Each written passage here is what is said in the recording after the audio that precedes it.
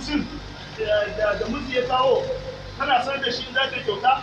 duk za a yi mata kai ta ajiye a gidan ya kike tana almubazzaranci wannan abincin da miji ya kawo kana sanar da shi za ka kyauta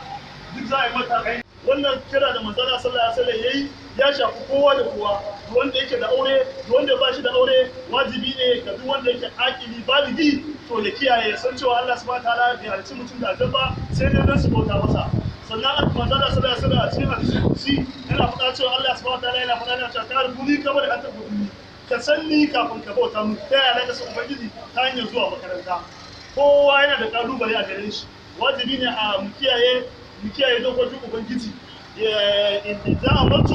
manzala sallallahu alaihi wasallam ce idan abin da ku waje ku ba tu mustaqatu